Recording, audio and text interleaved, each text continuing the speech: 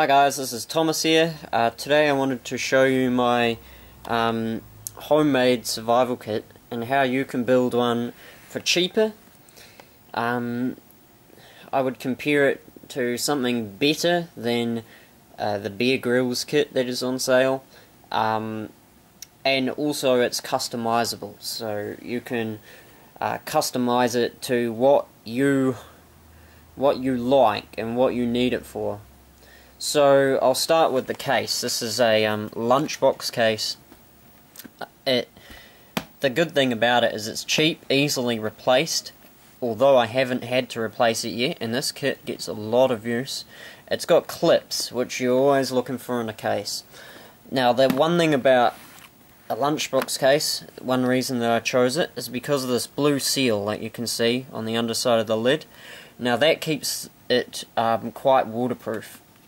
I use it also, you can probably see some knife marks on the top.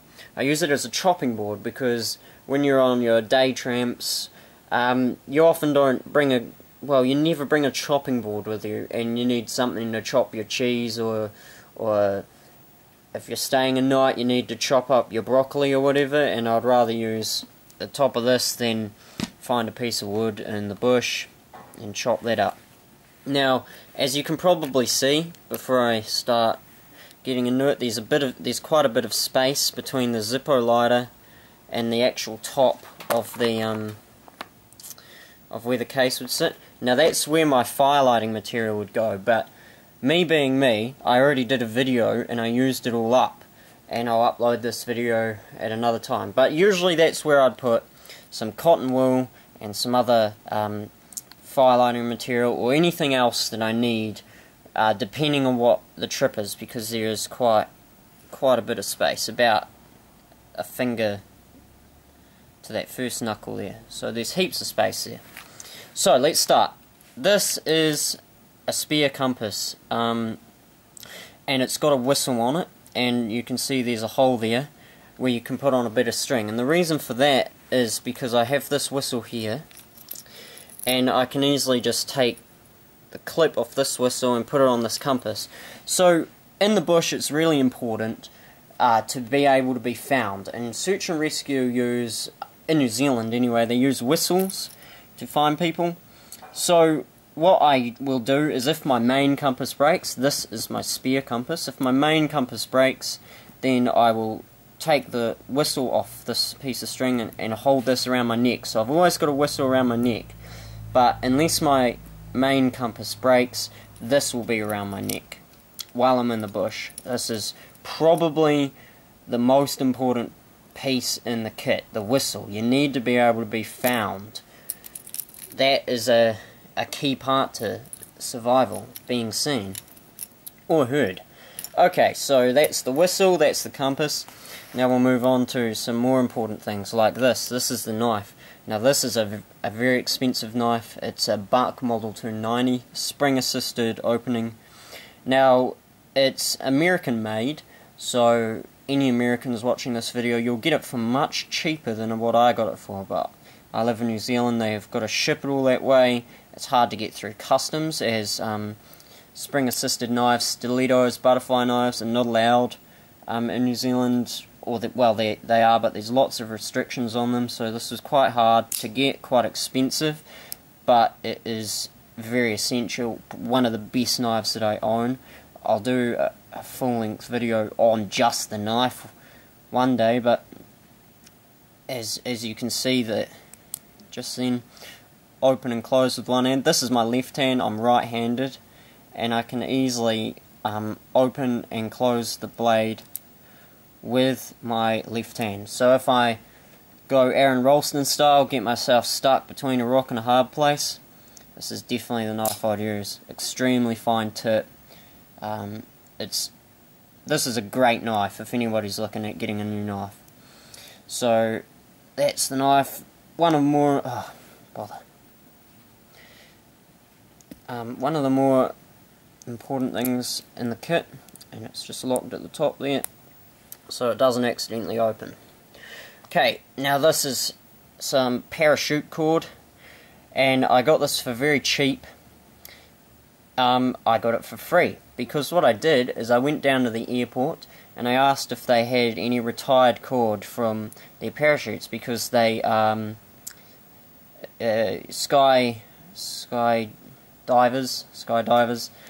after a certain amount of jumps they have to retire the cord that's on their parachutes, and that's what this is. And it still holds most of its strength, and it's very good for the bush, very cheap. If I lose this, I can just go back to the airport and ask for some more. It's better than spending money on buying Paracord. Now, here I've got a cheap multi-tool. This is the next thing that's going to be upgraded in my kit. I'm going to upgrade to probably a Leatherman squirt, or something from Juba. I saw a small one online today. But for now, this will do me. This is just some pliers, multi-tool. It's got scissors in there, and I've attached a small torch to the end.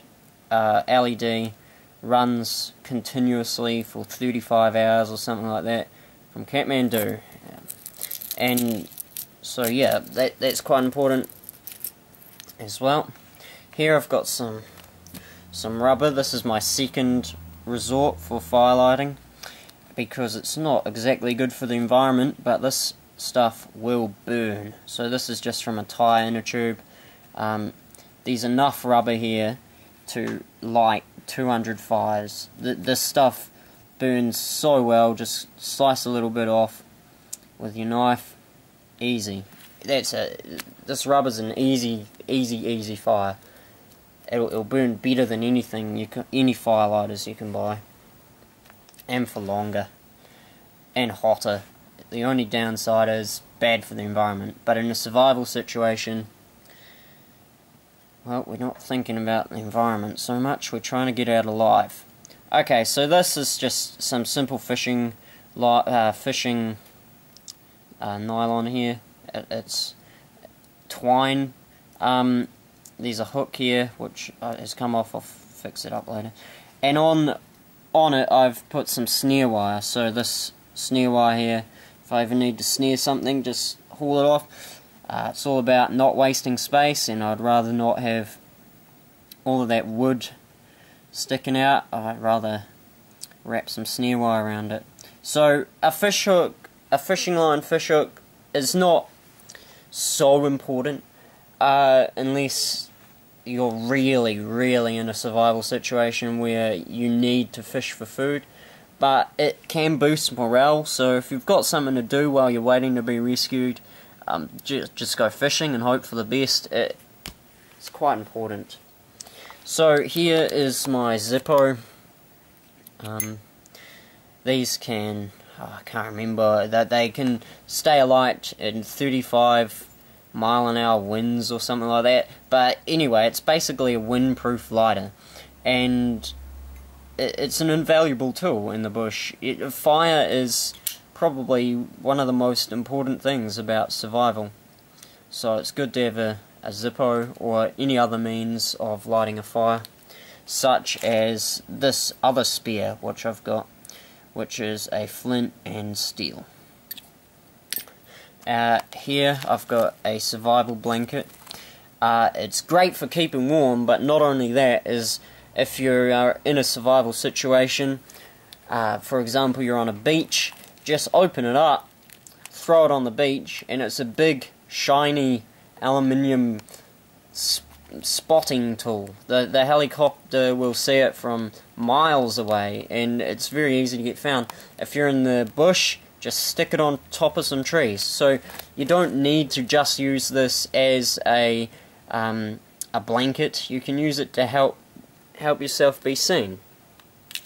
In here I've got some sinkers, fish hooks, safety pins, string, a needle, or a few needles.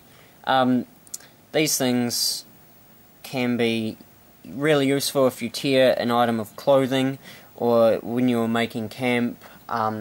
If you've got a tent, it's a quick fix. Needle, thread, safety pins. Safety pins could also be used as fish hooks if you run out of fish hooks.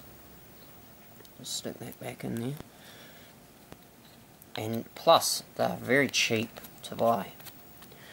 Okay, so I've got about 35 zip ties here, ranging in sizes.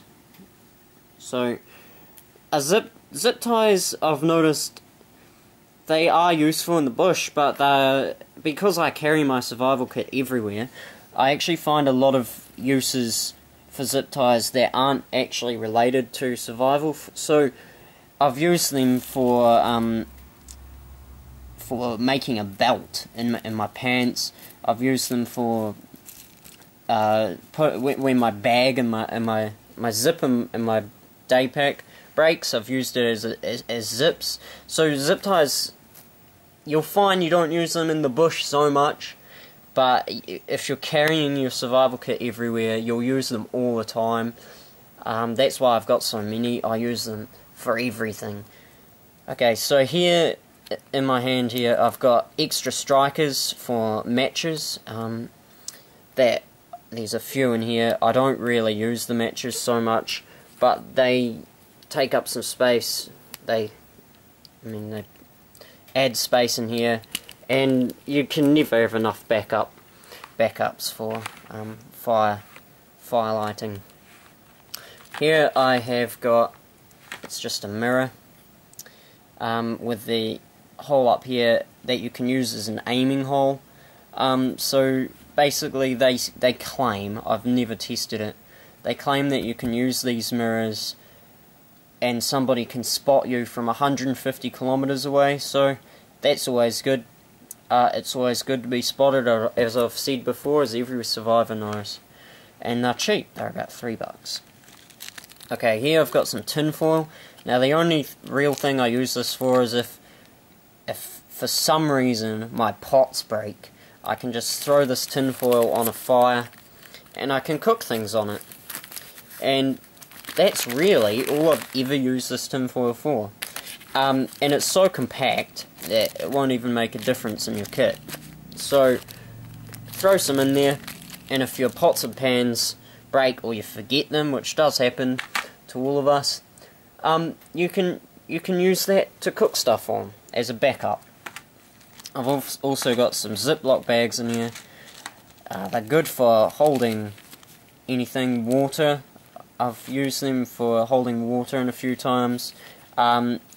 Even things that you find in the bush that you don't want to get wet, like some plants, if you're eating some plants, some dry plants.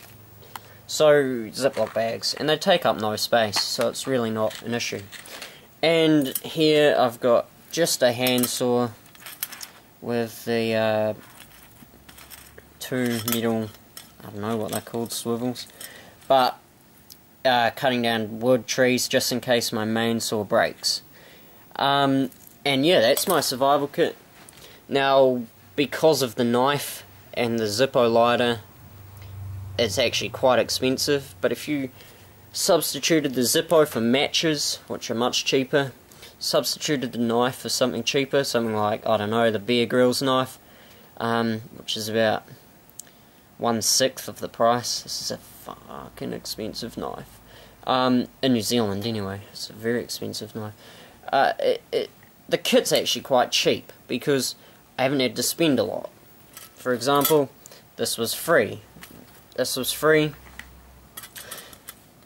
This is what, $3? You know, it's a very cheap kit to make. What's here would be under $30 worth of stuff if you buy from the right place. So this is a very cheap kit to make, very effective. I would definitely say it would be better than the Bear Grylls kit. And I hope you guys watching this have got something out of this and you enjoyed the video, and let me know if there's anything I've forgotten. But I consider this to be the ultimate survival kit. Thanks guys, thanks for watching, bye.